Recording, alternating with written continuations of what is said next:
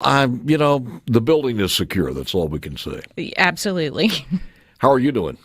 I'm all right. I'm living the wildlife. You're a veteran in this thing now because you've been there for a while. So no.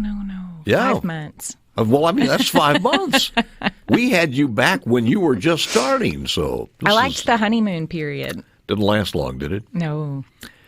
Tell me a little bit about what's going on. First of all, let's talk about April being the National Child Abuse Prevention Month. I heard a story this morning, which is the mother who killed their child for the insurance money. We hear stories like that all the time that's going on in this country. And it is disheartening, but it did ring a bell with me since April is National Child Abuse Prevention Month. Well, Paul, I'm glad you brought that up. I would say that, we tend to hear about the very sensational stories, and they are tragic.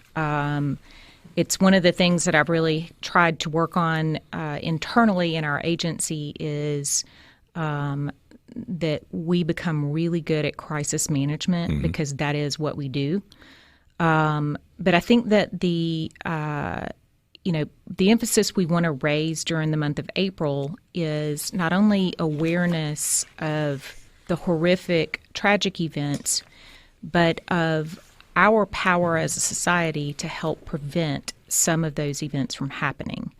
And this April, the Children's Bureau really helps promote National Child Abuse Prevention Month. It's a federal agency. And the theme this year is Thriving Children and Families, Prevention with a Purpose. And I think that what's important about that is that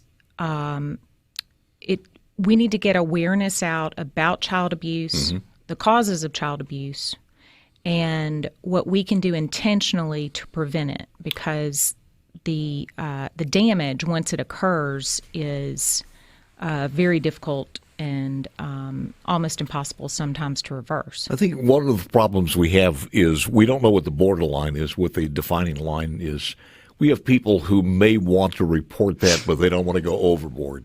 They want to make sure, so they're a little bit. And I've talked to people like this. They've seen something go on, and they don't know if that borders to the point where they don't want to create havoc in somebody's life. Sure. If it's not.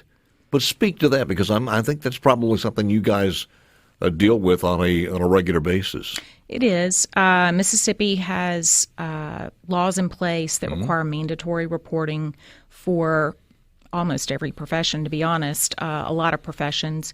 We also provide immunity for good faith reporting. So you can't be held criminally or civilly liable if you report what you think might be child abuse in good faith. And that's the important part. You can't use it to harass your neighbor or your sister-in-law. Or some kind of custody battle. Right. Inappropriate. But, in Mississippi, we don't like to air our dirty laundry, and we don't like to get in our neighbor's business, but we really do. But so you were born here, right? I was born and raised here, correct. But it is important when you see those things that make you cringe a little bit or that just don't seem right. The child who keeps showing up with a bruise under their eye, or that wears long sleeves in the middle of the summer, it's important to go ahead and report that, and then let us investigate it and rule it out if it's not child abuse. Let's talk about what the realms are of abuse. Could it be, as far as hunger is concerned, or could it go other beside physical abuse to mental abuse? Yeah, absolutely. Mental abuse, sometimes those are the hardest. It's harder to see, and it's also harder to treat. It leaves long-term scars on children and adults, which is what they grow into.